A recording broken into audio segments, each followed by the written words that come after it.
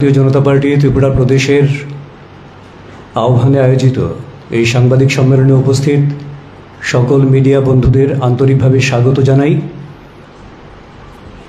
আপনারা অবগত আছেন লোকসভা নির্বাচন 2024-এর যাবতীয় কর্মসূচি ভারতীয় জনতা পার্টি গোটা রাজ্য জুড়ে এবং দেশ জুড়ে সুচারুরূপে সম্পন্ন করে চলেছে এবং গোটা দেশের সঙ্গে রাজ্যেও প্রতিটি আনাচে কানাচে গ্রাম পাহাড় থেকে শুরু করে শহর সমতল প্রত্যেক জায়গায় হাজারো লাখো সংখ্যক মানুষ প্রতিদিন ভারতীয় জনতা পার্টির সঙ্গে যোগদান করছেন, ভারতীয় জনতা পার্টির পতাকা তোলে সামিল হচ্ছেন এবং তার থেকে আমরা দৃঢ়ভাবে বিশ্বাস করি ত্রিপুরার লোকসভার দুটি আসনেই ঐতিহাসিক সংখ্যাগরিষ্ঠতায় ভারতীয় জনতা পার্টির দুজন প্রার্থী জয়লাভ করবেন এবং সেই সঙ্গে দেশের যশস্বী প্রধানমন্ত্রী নরেন্দ্র মোদীজির যে আহ্বান যে আবকি বার 400 পার এবং দেশবাসী যেটা চাইছেন ফির একবার মোদী সরকার, সেটা সাকার হতে চলেছে এই প্রত্যয় আমাদের রয়েছে। এবং এই নির্বাচনকে কেন্দ্র করে বিভিন্ন কেন্দ্রীয় নেতৃত্ব আমাদের মধ্যে আসতে শুরু করেছেন। গতকালকে অর্জুন মুন্ডাজি আমাদের ত্রিপুরা রাজ্যে ছিলেন, আমাদের সংগঠন মহামন্ত্রী রাজুজি সাংগঠনিকভাবে কাজ করছেন।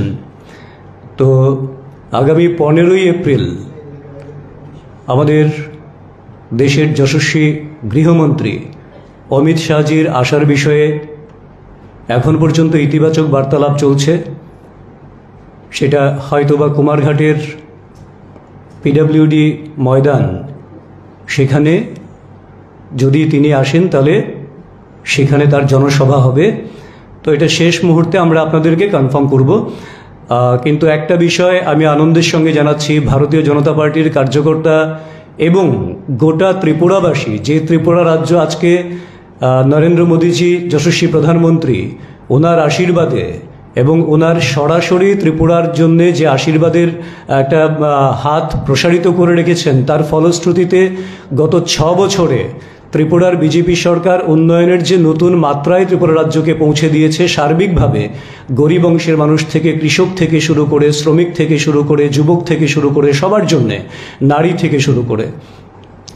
তো তাদের যে ইচ্ছে যে এই নির্বাচনের মুহূর্তেও নরেন্দ্র মোদীজি আবার ত্রিপুরায় আসুন এবং ত্রিপুরাবাসীর উদ্দেশ্যে কিছু বলুন, সেটা বরাবর চাইছেন। কারণ ত্রিপুরাবাসী জানে 2018 সালের আগের থেকেই নরেন্দ্র মোদীজি প্রধানমন্ত্রীজি যতবার ত্রিপুরায় এসছেন, যা বলেছেন প্রত্যেকটা ওনার দেয়া প্রতিশ্রুতি অক্ষরে অক্ষরে পালন করেছেন। এবং আপনারা জানেন 18 নির্বাচনের আগেই তিনি বলেছিলেন ত্রিপুরাকে তিনি হীরা দেবেন, মানিকের দরকার নেই।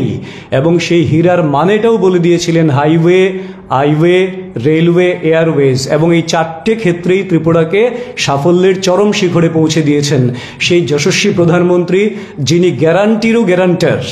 তো তিনি আগামী 17ই এপ্রিল রাজ্যে নির্বাচনের শেষ প্রচার যেদিন নির্ধারিত রয়েছে, বিকেল 4টে প্রচার শেষ হবে।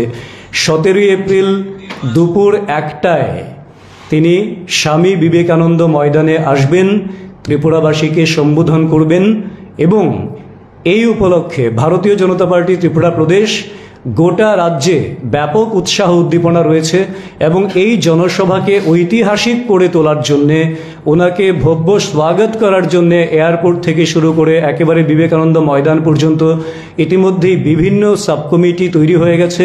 সেই কমিটিগুলি কাজ করতে শুরু করে দিয়েছে এবং যদিও ইলেকশন মোমেন্ট, কিন্তু কার্যকর্তারা বিভিন্ন জায়গার থেকে স্বতঃপ্রণোদিতভাবে বলছেন যে গাড়ি ঘোড়ার ব্যবস্থা না করলেও ওনারা ব্যবস্থা করে আসবেন।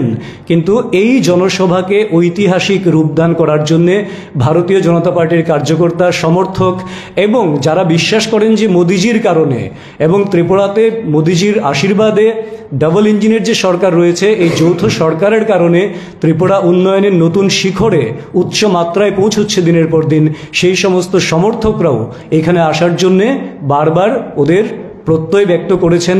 কাজে আমরা আশাবাদী আগামী 17ই এপ্রিল নির্বাচনের শেষ মুহূর্তে যে প্রচার, সেখানে নরেন্দ্র মোদীজি যে জনসভাকে সম্বোধন করবেন, ত্রিপুরাবাসীকে সম্বোধন করবেন, সেটি একটা ঐতিহাসিক জনসভা হবে এবং সেই জনসভা থেকে মোদীজি ত্রিপুরার জন্য আবারও যা বলবেন, অক্ষরে অক্ষরে ত্রিপুরাবাসী আগামী দিনগুলিতেও দেখবেন তার সম্পূর্ণ বাস্তবায়ন হয়েছে, কারণ মোদীজি গ্যারান্টিরও গ্যারান্টার।